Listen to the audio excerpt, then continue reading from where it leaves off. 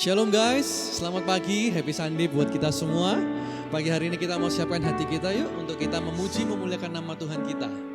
Kita mau mulai dalam doa ya. Bapak, kami mengucap syukur Tuhan, terima kasih Tuhan buat penyertaan Tuhan seminggu ini Tuhan. Kami sudah merasakan kebaikan Tuhan yang terus ada dalam kehidupan kami Tuhan. Biarlah Tuhan hari ini kami ingin menyembah memuliakan nama-Mu ya Tuhan. Kami ingin mempersembahkan yang terbaik Tuhan sebagai korban persembahan kami Tuhan. Biarlah Engkau disenangkan Tuhan melalui pujian dan penyembahan kami ya Tuhan.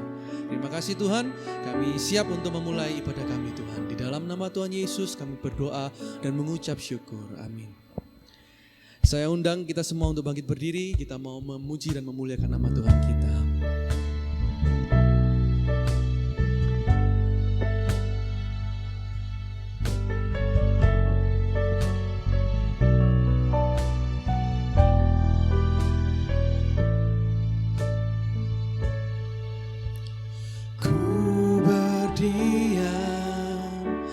Dekat Bapa semakin indah, indah ku rasa. Aku dilayakkan untuk memuji Dia. Kudus, kuduslah Raja segala raja. Bernyanyi bagi Dia, korban terindah akan ku sembahkan. Pujianku naikkan, jiwaku bersorak. Aku diangkat semakin dekat dengan Bapa. Dalam hadirat-Nya ku rasa bahagia. Dalam hadirat-Nya ada damai dan sejahtera. Dalam hadirat-Nya ku temukan iman kekuatan. Dalam hadirat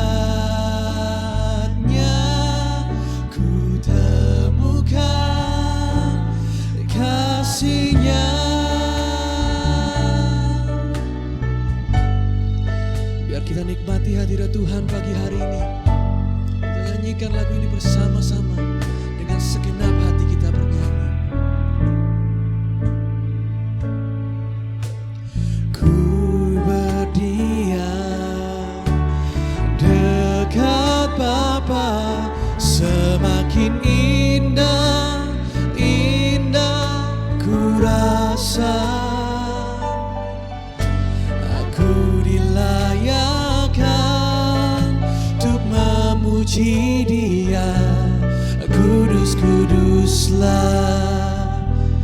Raja segala raja.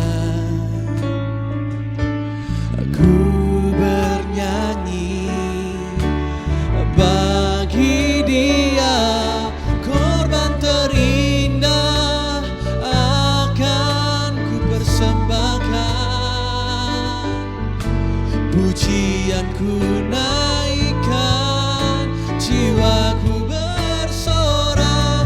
Aku diangkat semakin dekat dengan Bapa.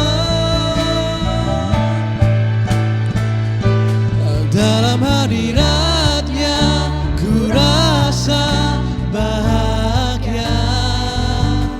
Dalam hadirat-Nya ada damai dan sejahtera.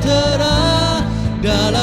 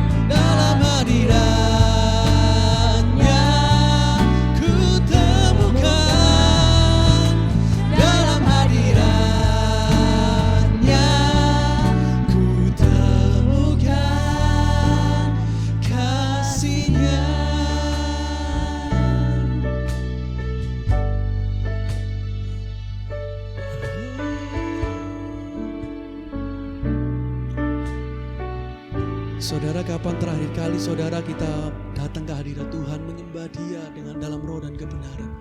Kapan saudara terakhir kali kita datang ke hadirat Tuhan untuk menyembah Dia? Kita hari ini diingatkan melalui pujian ini untuk kita lebih lagi punya kerinduan untuk menyembah Tuhan, untuk kita lebih lagi memprioritaskan Tuhan dalam kehidupan kita. Pakai waktu-waktu ini, pakai waktu-waktu kita dalam seminggu, kita persembahkan kepada Tuhan. Kita datang ke dalam hadirat-Nya dengan kerinduan kita untuk kita kasih yang terbaik, penyembahan yang terbaik buat Tuhan kita. Amin.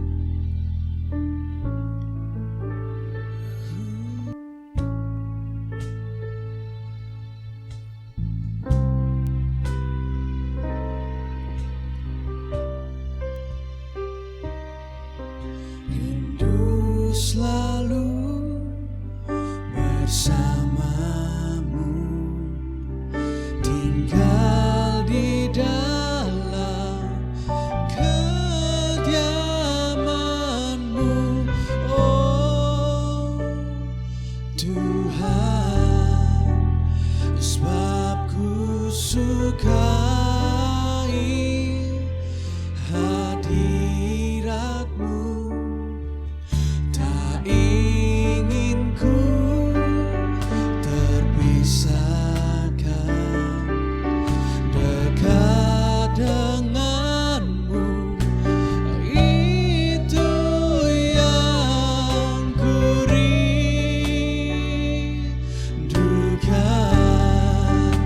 sebab ku dapati kedamaian. Ku nikmati keindahan dan keagungan-Mu, oh Tuhan. Ku nikmati kemuliaan-Mu, menyembah-Mu dengan segenap hatiku.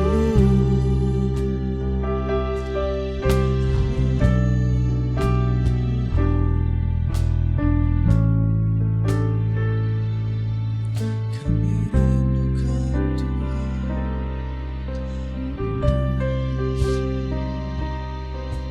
rindu selalu bersamamu, tinggal di dalam kediaman-Mu, oh Tuhan, sebab ku sukai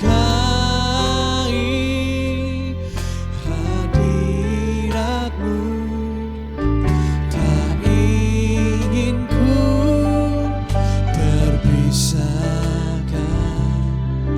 dekat denganmu, itu yang ku rindukan,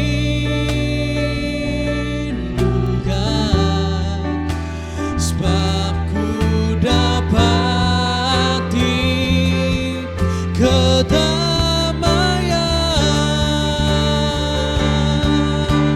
Ku nikmati keindahan dan keagungan-Mu, oh Tuhan. Ku nikmati kemuliaan-Mu, menyembah-Mu dengan segenap. Ku nikmati keindahan dan keagungan-Mu, oh Tuhan. Ku nikmati kemuliaan-Mu, menyembah-Mu dengan segenap. Ku nikmati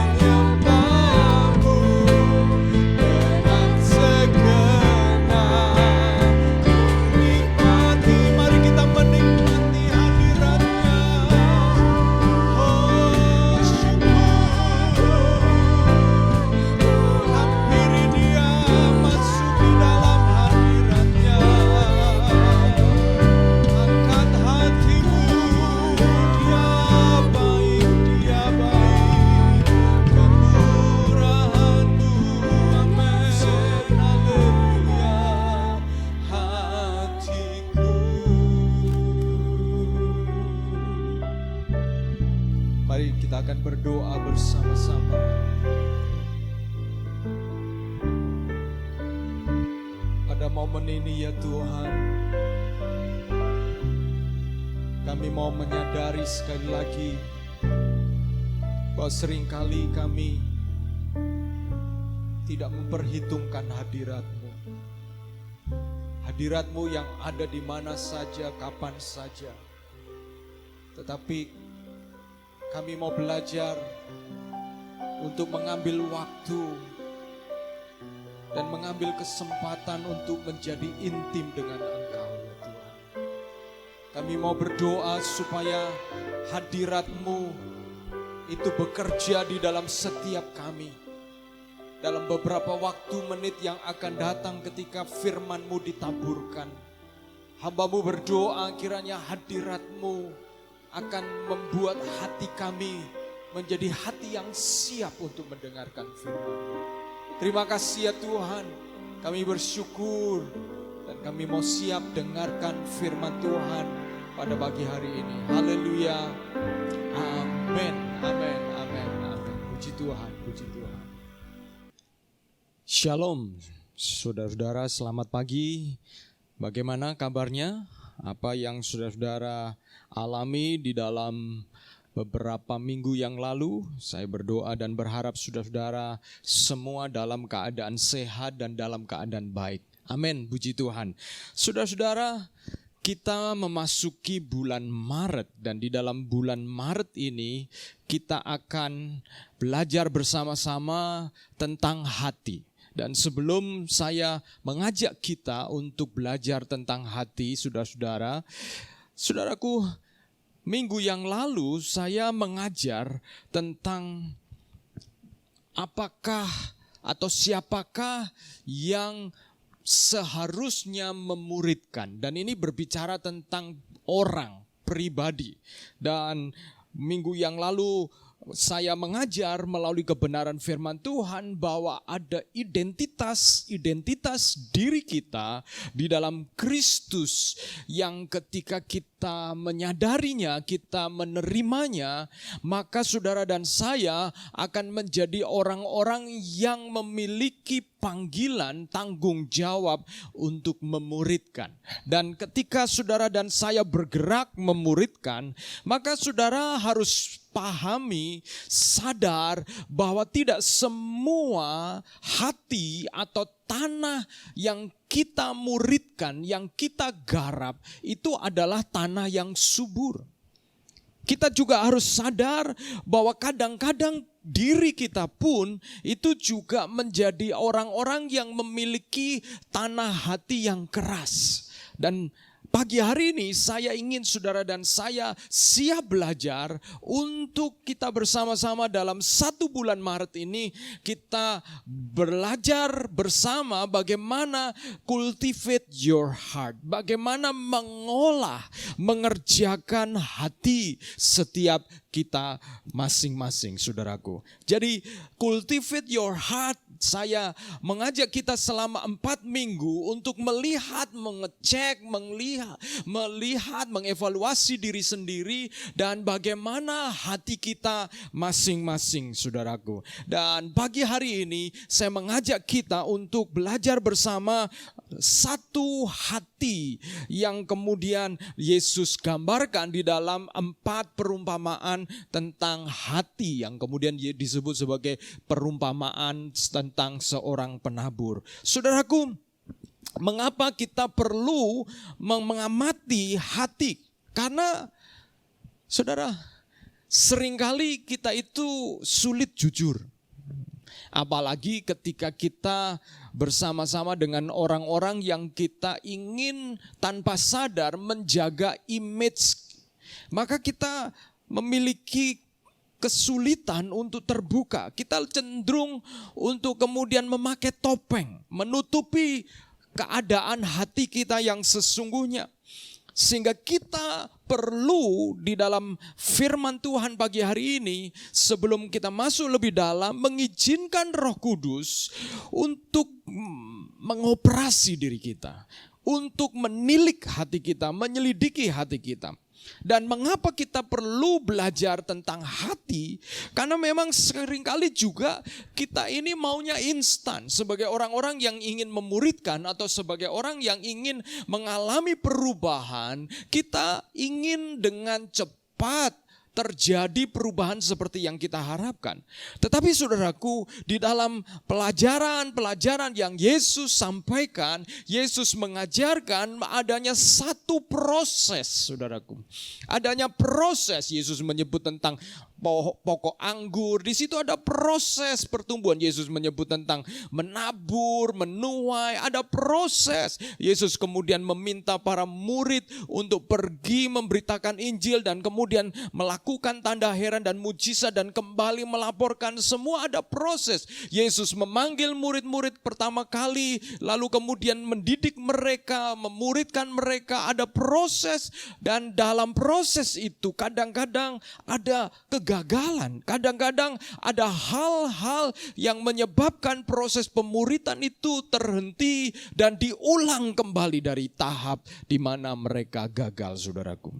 Jadi kita perlu memperhatikan hati, karena memang hati itu semua kita punya hati. Saudara punya hati. Dan kalau kita melihat sekali lagi bahwa arti hati di dalam firman Tuhan, mengapa kita perlu memperhatikan hati? Karena di dalam firman Tuhan, hati adalah pusat kepribadian manusia. Hati itu memproduksi hal-hal yang kita sebut sebagai pikiran, atau kita menyebutnya hati batin kita. Segala sesuatu yang keluar dari dalam diri kita, sikap, pikiran kita, perasaan-perasaan, itu merupakan cerminan hati kita. Dan hati kita itu menjadi pusat kepribadian seseorang. Itulah yang Alkitab gambarkan tentang hati, atau kemudian dalam bahasa Inggris kemudian disebut mind. Dan saudaraku, di dalam hati muncul keinginan. Hati juga memproduksi berbagai macam perasaan. Ada sukacita, ada pengertian, ada pikiran, ada logika. Dan juga hati itu menghasilkan atau memproduksi iman dan percaya. Kalau saudara membaca Ibrani pasal 3 ayat 12, Roma 10 ayat 10, itu bicara tentang bagaimana mereka bisa percaya kalau mereka tidak bisa mendengar. Saudara, hati memberikan respon percaya. Dan disinilah saya menemukan kebenaran firman Tuhan bahwa hati merupakan tempat pertemuan antara yang jahat dan yang baik. Dan di dalam hati kita ada pertempuran di sana. Dan kalau saudara dan saya tidak memperhatikan hati kita, maka Yesus juga pernah mengatakan bahwa apa yang keluar dari mulut kita itu justru yang menajiskan. Mengapa? Karena yang keluar dari mulut kita itu berasal dari hati kita. Jadi hati, saudaraku, itu begitu penting. Dan kemudian saudara, saya juga ingin mengajak saudara mengerti apa arti benih. Kalau tadi bicara tentang hati yang digambarkan dengan tanah, di mana tanah itu ada unsur-unsur komponen-komponennya, dan komponen-komponen hati itu juga seperti komponen-komponen tanah, di mana itu ada pengertian, ada sukacita, kesedihan, duka cita, ada logika, ada iman, ada kepercayaan, saudaraku. Itu semua itu seperti unsur-unsur di dalam tanah yang menyebabkan benih itu bisa bertumbuh. Dan benih itu apa? Yesus menjelaskan dalam Lukas pasal 8 ayat 11, benih itu yang kemudian disebut firman Allah. Firman Allah yang ditaburkan, firman Allah yang saya menggambarkan, saudara, semua benih. Saudara misalnya melihat benih padi, benih durian, benih mangga. Saudara melihat benih itu kecil. Saudara, dan benih yang kecil itu menyimpan data, informasi tentang buah yang seperti apa. Dan kalau kita berbicara tentang benih firman Tuhan, maka benih itu bicara tentang satu data, satu kebenaran yang ketika itu dijatuhkan ke tanah, maka kebenaran itu apabila bertumbuh berbuah, maka benih itu akan menggambarkan buah-buah yang seperti di dalam firman Tuhan. Dan kalau bicara tentang benih, saudaraku, saya menganggap juga benih itu seperti modal. Kalau saudara membuka usaha, saudara perlu modal. Tetapi di dalam modal itu, saudara belum bisa achieve atau mencapai keberhasilan seperti yang saudara bayangkan. Kenapa? Karena masih berwujud modal. Demikian juga benih. Benih itu ada modal. Modal kasih, modal kesabaran, modal kejujuran. Firman Tuhan memberikan benih-benih itu kepada saudara dan saya. Saya juga bisa melihat, mengartikan bahwa benih adalah segala sesuatu yang kita tidak punya atau bahkan kurang, yang kemudian disempurnakan oleh firman Allah. Kalau saudara belum punya kasih, maka firman Tuhan menabur benih kasih. Mungkin saudara termasuk orang yang sudah sabar. Dan ketika saudara menjadi orang sabar, firman Tuhan tentang kesabaran tidak benar-benar menjadi kebutuhan saudara. Tetapi ketika saudara bergumul di sisi yang lain di mana saudara mungkin sabar, tetapi saudara termasuk orang yang sulit jujur, maka benih firman Tuhan tentang kejujuran itu bisa datang kepada saudara. Makanya ketika satu pembicara firman Tuhan, satu pengkhotbah menyampaikan kebenaran firman Tuhan, saudara jangan kemudian bertanya kepada orang-orang yang mendengar firman Tuhan, apa yang kamu dapatkan dengan pertanyaan-pertanyaan seperti yang saudara dapatkan. Karena bisa jadi saudara sedang membutuhkan kesabaran, saudara menangkap benih firman Tuhan tentang kesabaran dari firman Tuhan yang sama. Sementara orang lain dia sedang kemudian bergumul tentang pengampunan, dia kemudian mendapatkan benih firman Tuhan pengampunan. Makanya saudara, di dalam KTB pertanyaan pertama yang saya berikan biasanya, apa kebenaran apa yang menegur saudara, yang menegur Anda, yang berbicara kepada Anda. Karena saya sedang berbicara tentang benih apa yang Anda dapatkan. Bisa jadi Anda mendapatkan benih kasih, bisa jadi Anda mendapatkan benih teguran-teguran, benih yang firman Tuhan disampaikan oleh orang yang sama, tetapi Roh Kudus kemudian menebar benih itu di dalam setiap saudara dan saya. Jadi saudara bisa paham, benih ini adalah firman Tuhan. Tetapi saudaraku, tidak semua benih yang ditaburkan itu ternyata bisa bertumbuh dengan baik. Mengapa? Karena tidak semua benih itu jatuh di tanah yang subur. Sehingga mulai bertunas, benih itu bisa juga jatuh di tanah yang keras. Dalam bulan Maret ini ada 4 jenis tanah yang kita akan pelajari. Yang pertama yaitu tanah yang keras. Yang kedua, tanah yang dangkal. Yang ketiga, tanah yang berduri. Dan yang keempat, tanah yang subur. Pagi hari ini saudaraku, saya mengajak kita merenungkan bagian firman Tuhan tentang tanah yang keras ini. Saudaraku, di dalam Markus pasal 8, dikatakan di sana itu bicara tentang tanah yang keras tersebut. Saya juga akan membacakannya dalam Lukas pasal 8 ayat 5, dikatakan, adalah seorang penabur keluar untuk menaburkan benihnya. Pada waktu ia menabur, sebagian benih itu jatuh di pinggir jalan, lalu diinjak orang dan burung-burung di udara memakannya sampai habis. Pasal 8 ayat 12, Yesus kemudian menjelaskan arti perumpamaan ini. Yang jatuh di pinggir jalan itu ialah orang yang telah mendengarnya. Kemudian datanglah iblis lalu mengambil firman itu dari dalam hati mereka, supaya mereka jangan percaya dan diselamatkan. Saudara perhatikan bahwa Yesus menceritakan satu kisah tentang seorang penabur yang keluar menaburkan benihnya, dan ketika dia menabur, menyebarkannya, maka ada benih yang jatuh di pinggir jalan. Dan jalan pada waktu itu adalah tanah yang kemudian biasa diinjak-injak, sehingga tanah itu makin lama makin keras dan makin padat.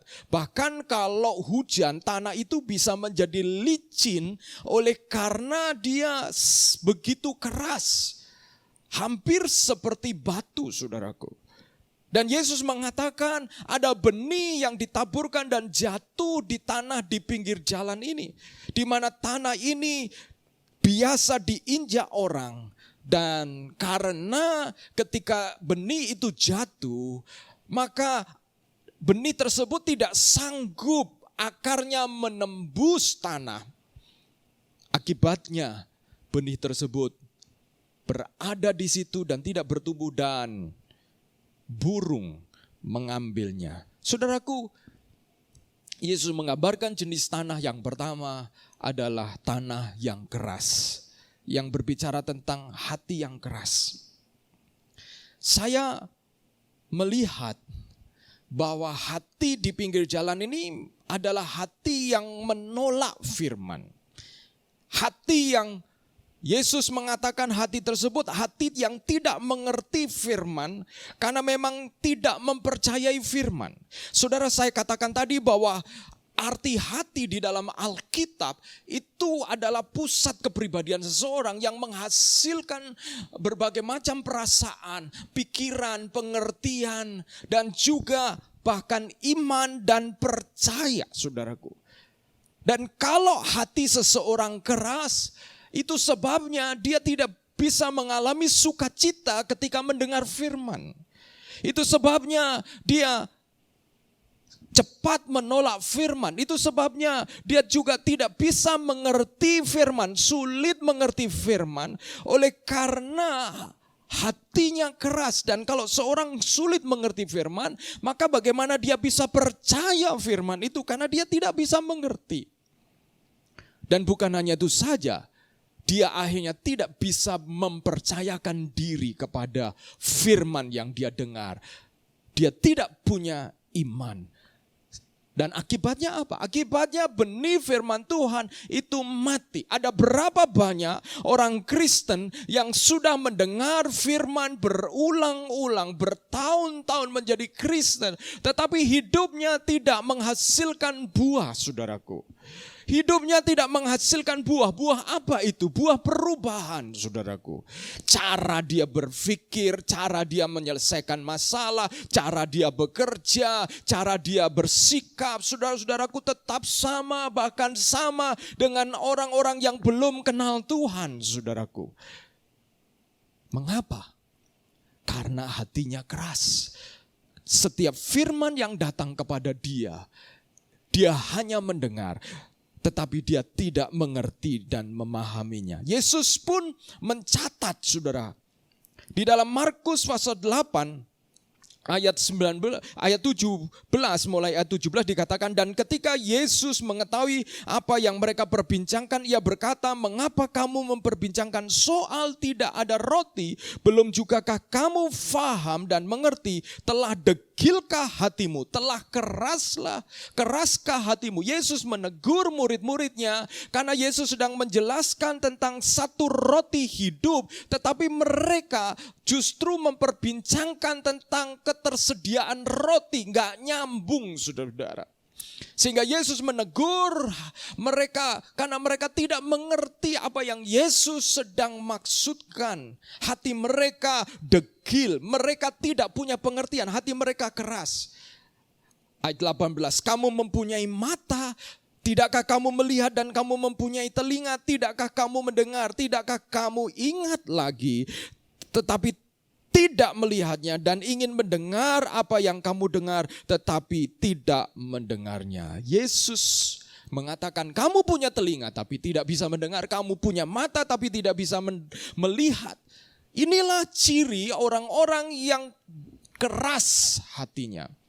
Mereka berulang-ulang mendengar firman, mereka berulang-ulang melihat pertolongan Tuhan, melihat apa yang Tuhan lakukan di dalam hidupnya atau hidup orang lain.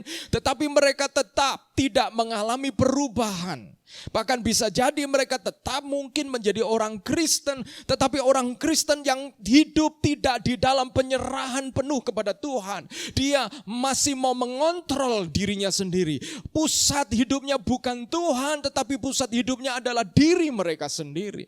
Bahkan saking lamanya menjadi orang Kristen, sudah mendengar khotbah puluhan, ratusan kali mungkin karena sejak kecil menjadi orang Kristen. Begitu seorang pengkhotbah, pendeta mulai melakukan pendahuluan, langsung dia berpikir nyambung, aku sudah ngerti isi firman Tuhan itu.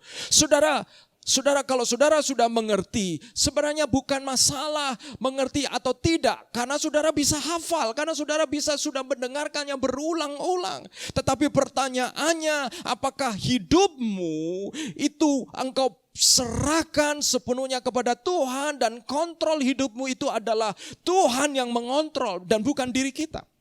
Saudaraku, orang-orang yang keras hatinya, mereka punya telinga tetapi tidak bisa mendengar, punya mata tetapi mereka tidak bisa melihat, punya pikiran tapi tidak bisa mengerti.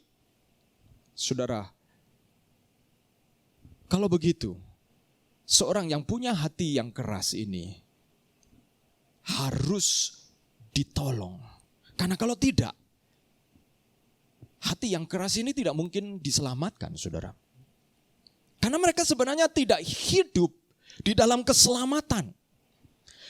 Mereka sebenarnya tidak benar-benar menjadi murid Yesus. Mereka sebenarnya hanya menjadi orang beragama Kristen. Dan kalau ini saya bicara tentang orang yang sudah Kristen, demikian juga hati yang keras itu bisa terjadi kepada orang yang belum kenal Tuhan.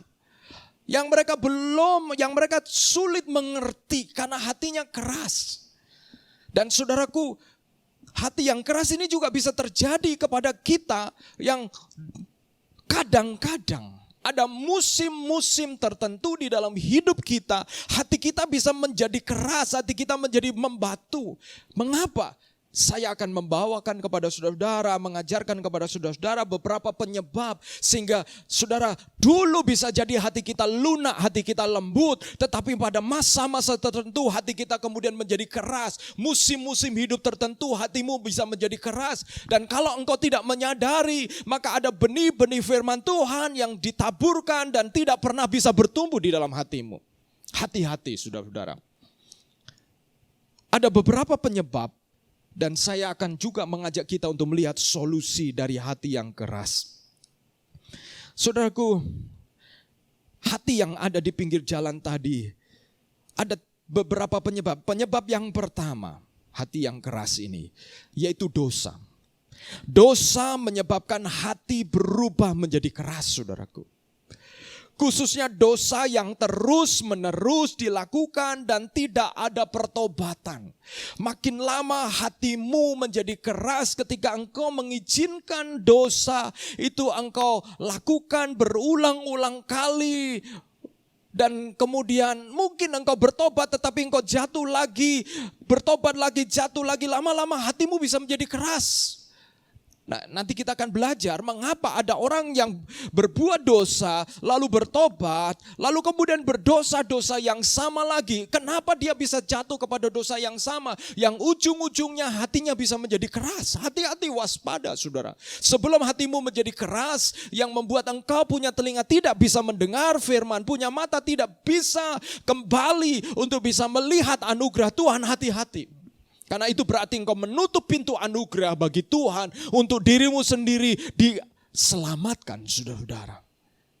Dosa menyebabkan hati seseorang menjadi keras. 1 Timotius pasal 4 ayat 1 dan 2 mengatakan, tetapi Roh dengan tegas mengatakan bahwa di waktu-waktu kemudian ada orang yang akan murtad lalu mengikuti roh-roh penyesat dan ajaran setan-setan oleh tipu daya pendusta-pendusta yang hati nuraninya memakai cap mereka.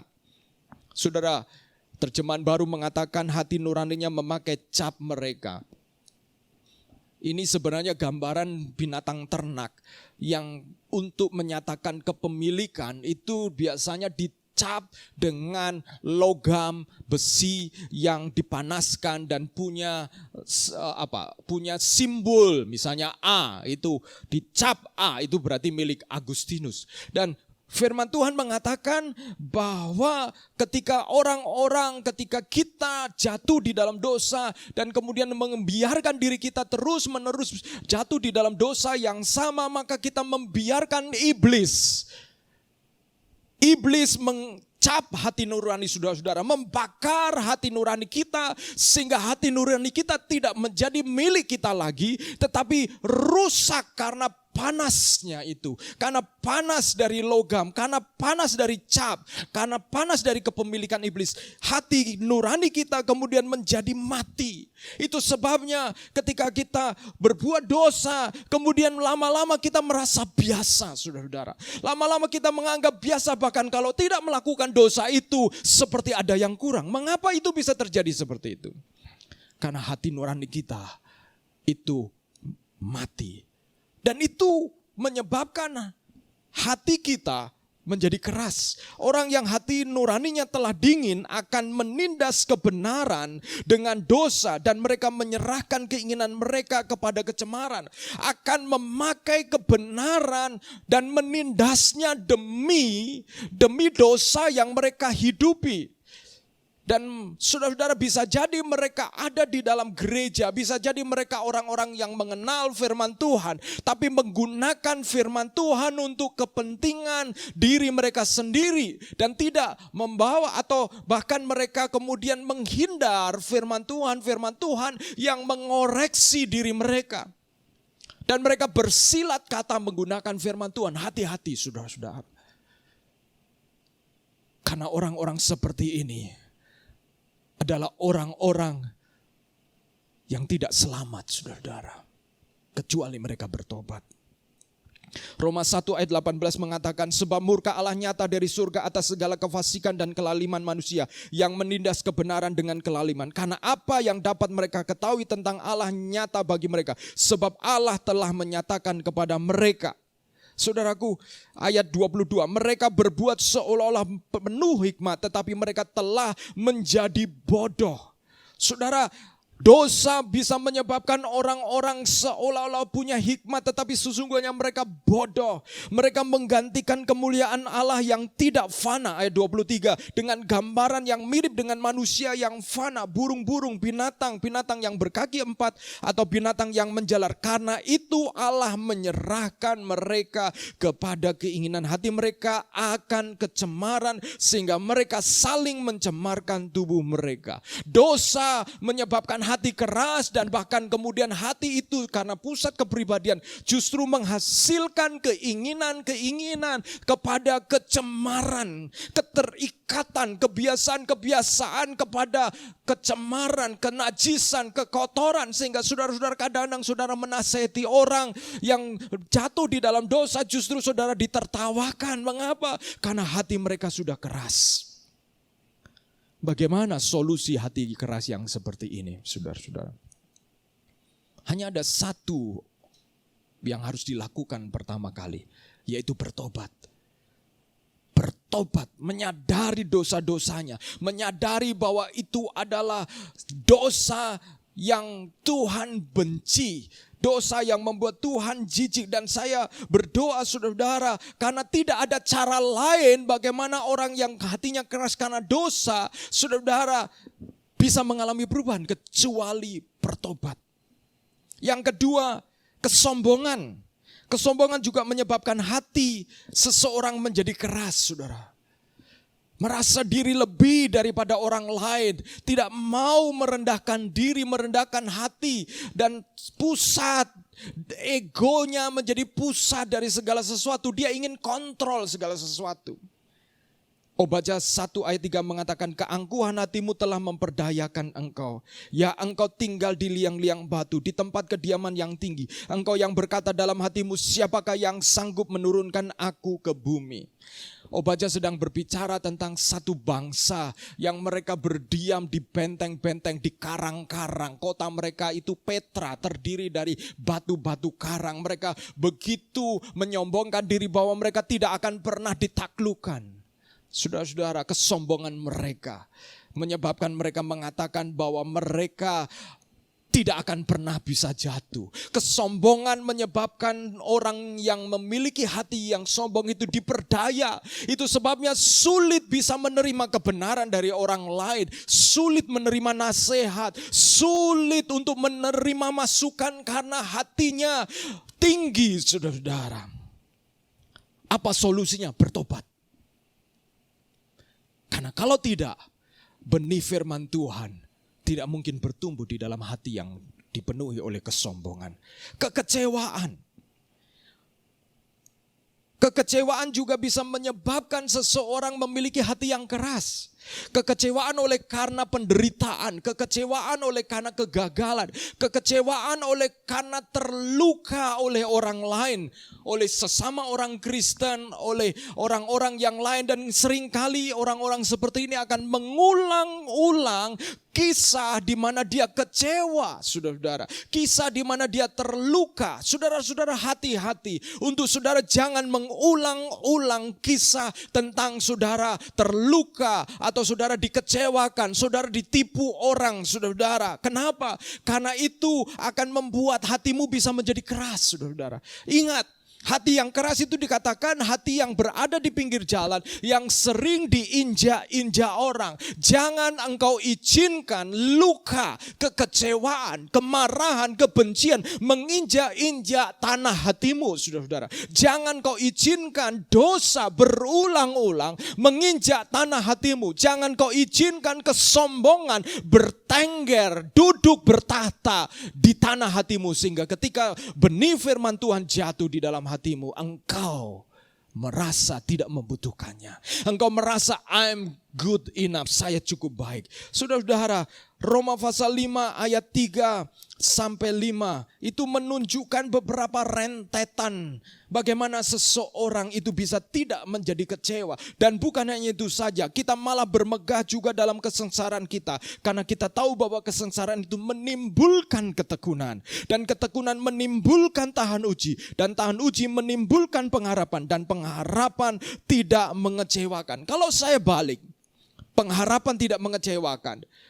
Berarti kekecewaan itu bisa lahir oleh karena apa? Oleh karena tidak adanya pengharapan. Oleh karena pengharapan itu hancur, itu bisa menjadi kecewa. Lalu saudara, kalau mundur lagi, yang sebelum dari pengharapan yaitu ketekunan. Dan sebelum dari ketekunan adalah kesengsaraan. Seringkali kesengsaraan yang kita alami. Ada dua jalan di depan saudara dan saya, yaitu jalan ketekunan atau jalan kemarahan, kebencian. Kalau saudara memilih jalan kemarahan, kebencian, maka saudara akan berujung pada jalan kekecewaan. Dan pada akhirnya saudara, hatimu menjadi keras. Tetapi ketika engkau mengalami kesengsaraan, mengalami masalah, mengalami kesulitan, sekalipun itu dari orang yang engkau anggap orang baik sekalipun, saudara-saudara. Tetapi ketika engkau memilih untuk tekun, maka engkau akan menjadi tahan uji. Dan tahan uji akan menimbulkan pengharapan. Karena Tuhan menghargai orang-orang yang bertahan. Dan pada akhirnya engkau akan menjadi orang yang memiliki hati yang gembur. Saudara-saudara, hati yang lembut. Dan yang terakhir, penyebab dari tanah yang keras, hati yang keras, adalah kebiasaan buruk. Saudaraku, firman Tuhan mengatakan, janganlah kamu sesat, 1 Korintus 15 ayat 33. Pergaulan yang buruk merusakkan kebiasaan yang baik. Dapatkah orang Ethiopia mengganti kulitnya atau macan tutul mengubah belangnya? Masakan kamu dapat berbuat baik, hai orang-orang yang membiasakan diri berbuat jahat? Yeremia 13 ayat 23. Tidak mungkin. Tidak mungkin kita bisa memiliki hati yang lembut kalau kita punya kebiasaan-kebiasaan yang membuat hati kita menjadi keras. Kebiasaan itu bisa kita dapatkan dari keluarga. Kebiasaan itu saudara bisa dapatkan dari keluarga kita. Orang tua bisa jadi yang kecewa bukan saudara-saudara, yang pahit hatinya bukan saudara, tapi orang tua saudara-saudara. Sehingga orang tua saudara hatinya keras. Dan saudara dididik oleh orang-orang yang hatinya keras.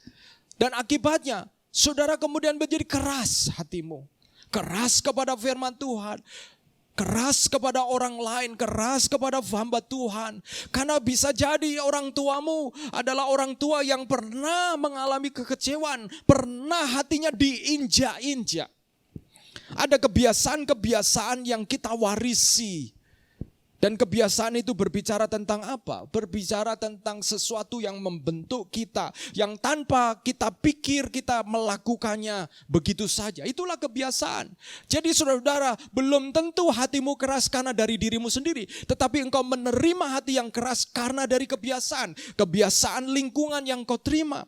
Dan juga kebiasaan itu lahir oleh keyakinan yang salah, yang engkau yakini, yang engkau terima. Sehingga menghasilkan kebiasaan yang membuat hatimu menjadi keras, saudaraku.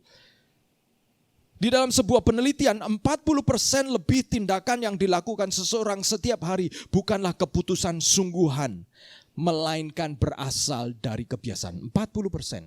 Jadi kalau saya berbicara tentang bagaimana merubah hati yang keras menjadi lembut, perhatikan kebiasaanmu. Kalau engkau punya kebiasaan-kebiasaan, contoh kebiasaan. Kalau setiap kali saudara ditegur, saudara punya kebiasaan tutup telinga, saudara punya kebiasaan untuk langsung meresponi tanpa pernah berpikir, itu kebiasaan yang membuat hatimu menjadi keras.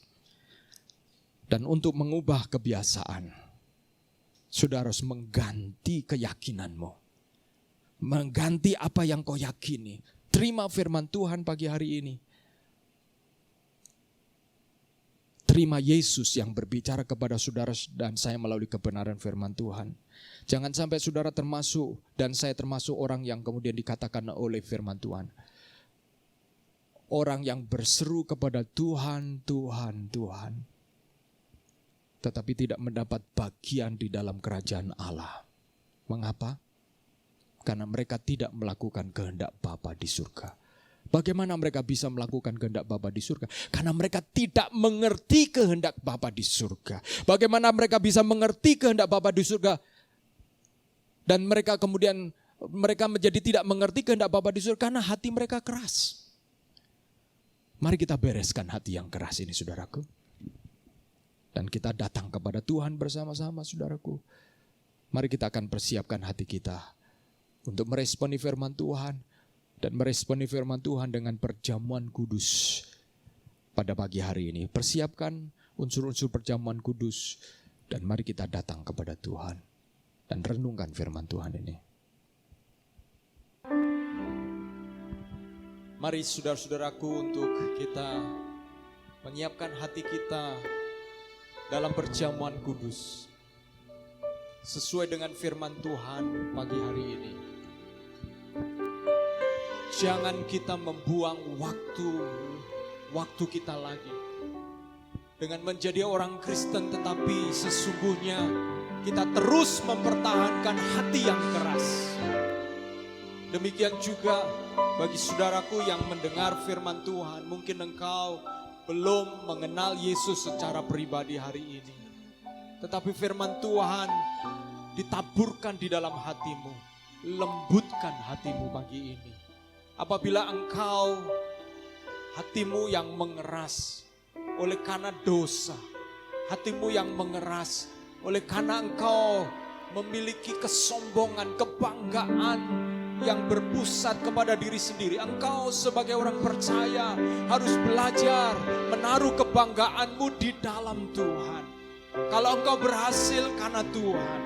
Kalau engkau bisa melewati ini semua karena Tuhan. Belajar. Karena dengan demikian hatimu akan menjadi lembut. Dan bagi engkau yang terus menerus dilewati oleh kekecewaan, engkau belajar untuk menyerahkan itu kepada Tuhan. Dan di dalam perjamuan kudus ini ingat pengorbanan Yesus. Ingat kasih Tuhan. ingat apa yang dia telah lakukan dan menyerahkan nyawanya bagi saudara dan saya. Tidakkah kasih ini begitu besar? Dan kita harus meresponinya dengan hati yang hancur di hadapan Dia.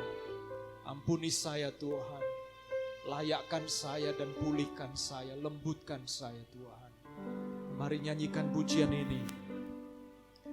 Haleluya, haleluya. Betapa hatiku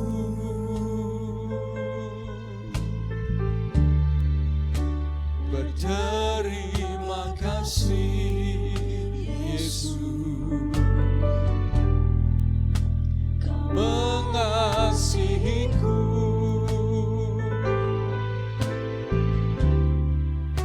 Kau memilikiku. Sekali lagi, betapa hatiku. Amin, haleluya. Berterima kasih Yesus,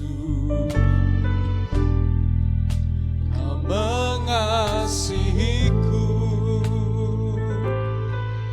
Kau memilikiku, Kau memilikiku. Mari kita persembahkan, kita berikan semua kepada Tuhan. Hanya ini Tuhan persembahanku, segenap hidupku, jiwa dan ragaku. Sebab aku miliki harta kekayaan yang cukup berarti untuk ku persembahkan. Hanya ini Tuhan permohonanku, terimalah Tuhan persembahanku. Pakailah hidupku sebagai alatmu seumur hidupku.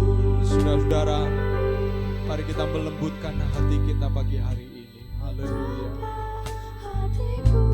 Amin, amin, amin. Haleluya.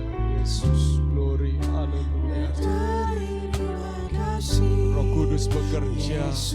Roh Kudus jamah hati kita. Roh Kudus perbarui hatimu. Roh Kudus berikan hati yang baru. Lembutkan hati. Ampuni dosa-dosa setiap kita.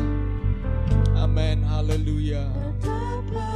Mari hampiri Tuhan, hampiri Dia. Haleluya, haleluya, haleluya. Oh, syukur. Amin. Amin, amin. Haleluya, haleluya, haleluya, haleluya. Roh Kudus, Roh Kudus, Engkau jamah setiap kami. Hanya ini Tuhan,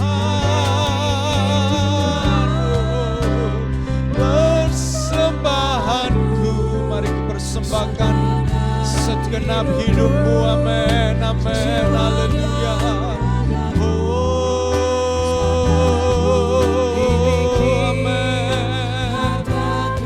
Amin, haleluya. Syukur, amin.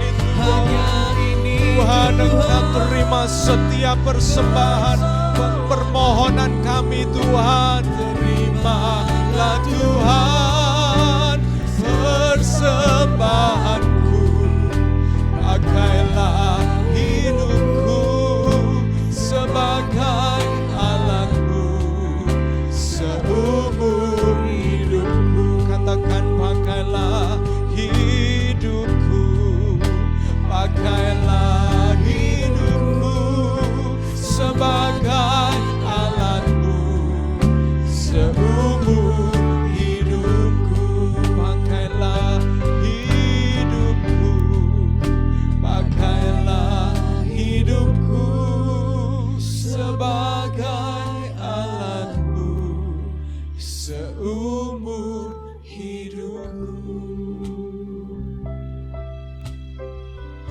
Mari saudaraku, saya mengajak saudara tenang sejenak di hadapan Tuhan. Mari kita akan mempersiapkan diri untuk perjamuan kudus. Saudara-saudara, pegang unsur perjamuan kudus, roti di tangan kananmu.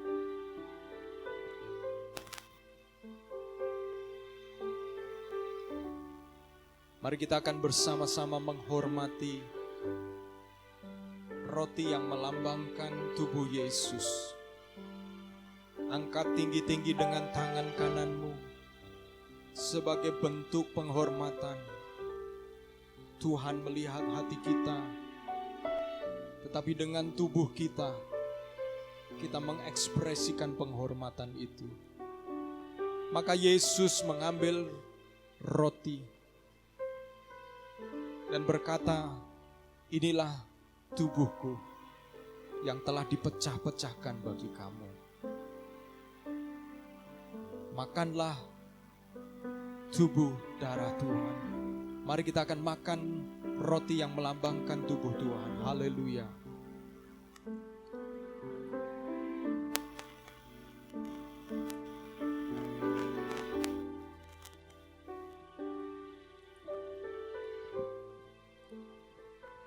Yesus mengambil cawan yang berisi anggur dan berkata, inilah darahku, darah perjanjian yang baru. Setiap kali kamu meminumnya, ingatlah akan aku, kata Tuhan Yesus. Mari kita akan mengingat pengorbanan Tuhan. Mari kita mengingat darah Yesus yang telah tercurah.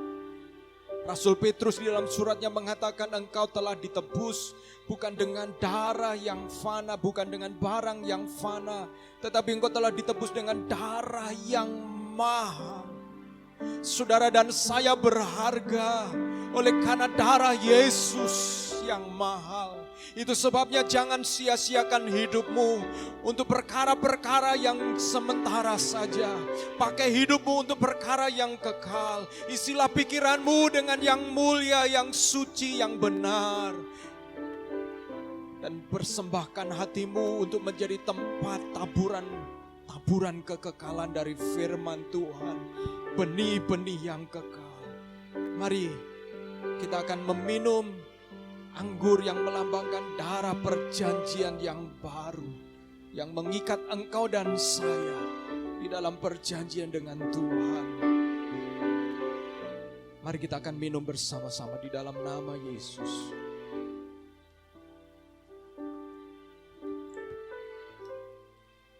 Bapa di dalam surga, kami mengucap syukur pagi hari ini Tuhan.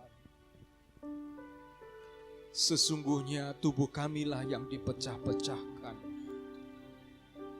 Dan darah kami yang harusnya tercurah oleh karena dosa kami. Betapa sering kali kami mengabaikan ini. Betapa sering kali kami menganggapnya biasa. Kami acuh tak acuh. Dan kami menganggapnya biasa. Tetapi sesungguhnya Tuhan, ampuni kami ya Tuhan. Kalau kami menganggapnya biasa, hati kami mau dilembutkan.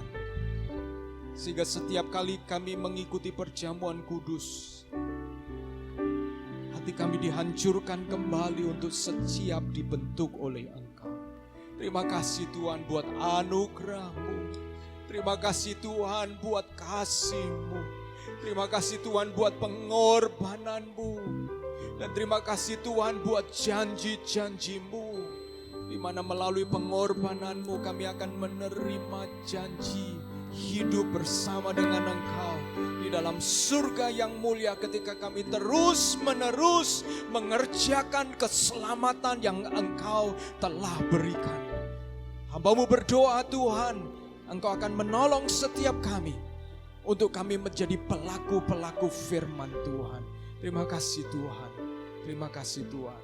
Mari saudaraku, mari saya mengundang engkau untuk mengangkat tanganmu dan terimalah berkat Tuhan. Tuhan menyinari engkau dengan wajahnya. dan memberi Engkau kasih karunia. Menuntun Engkau dan saya di dalam tuntunan kebenaran firman. Dan jadilah pelaku-pelaku firman seperti orang-orang Israel yang menuju ke Sion, yang makin lama berjalan makin kuat. Engkau yang berjalan menuju kekekalan surga yang mulia, Engkau semakin lama semakin kuat. Hidup memang menjadi semakin berat, tetapi justru ketika engkau memandang surga, hidupmu akan diperbarui kekuatanmu. Sehingga engkau yang hidup menjadi pelaku firman, engkau akan menuai apa yang engkau tabur. Engkau akan menuai kekekalan. Diberkatilah hidupmu, diberkatilah pekerjaanmu, diberkatilah rumah tanggamu, dan diberkatilah hubungan-hubunganmu yang engkau bangun di dalam takut akan Tuhan. Dan diberkatilah setiap apa yang kau kerjakan karena engkau mengandalkan Tuhan. Dan engkau tidak pernah melupakan untuk memberikan korban persembahan yang terbaik sebagai bagian dari keyakinanmu bahwa Tuhanlah yang memelihara engkau dan saya. Dan serahkanlah segala kekhawatiranmu, sebab Tuhan yang memelihara engkau. Sembuhlah engkau dari yang sakit, dan berkecukupanlah engkau dari yang kekurangan, dan berkelimpahanlah engkau di dalam kasih karunia Tuhan, sehingga oleh karena damai sejahtera Allah Bapa serta kasih sayang dari Tuhan Yesus Kristus dan penghiburan oleh karena Roh Kudus membuat engkau dan saya antusias sampai Yesus datang kali yang kedua, menjemput saudara dan saya orang-orang yang setia. Haleluya. Amin. Amin. Puji Tuhan, puji Tuhan. Puji Tuhan. Happy Sunday dan God bless you all. Terima kasih buat setiap para pelayan Tuhan yang sudah melayani dengan setia pagi hari ini. Amin. Puji Tuhan. Haleluya. Selamat siang saudara-saudara, saya bersyukur kita sama-sama telah melakukan ibadah online bersama di SIF House of Restoration. Sebentar lagi kita akan segera keluar dan mempraktekkan apa yang sudah kita pelajari hari ini lewat kehidupan kita sehari-hari. Saya juga mengucapkan terima kasih on behalf of SIF bagi saudara-saudara yang sudah memberikan persembahan untuk misi kita atau untuk pekerjaan Tuhan melalui SIF.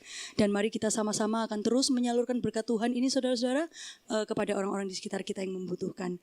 Bagi saudara-saudara yang tergerak untuk memberikan persembahan, silakan menyalurkan persembahan dengan transfer ke rekening BCA kami. Dan lalu pada hari Selasa depan kita akan mengadakan IG Live kembali di Instagramnya SIF di @SIFSBY jam 8 malam bersama saya dengan Pak Agus. Kita akan mengadakan Q&A, discussion yang lebih mendalam mengenai topik yang kita sudah dengar pada hari ini. Lalu pada hari Kamisnya KTB ditiadakan dikarenakan tanggal merah. Dan sampai berjumpa hari Minggu depan di ibadah online kami di YouTube SIF @SIF House of Restoration. Terima kasih, happy Sunday dan God bless you.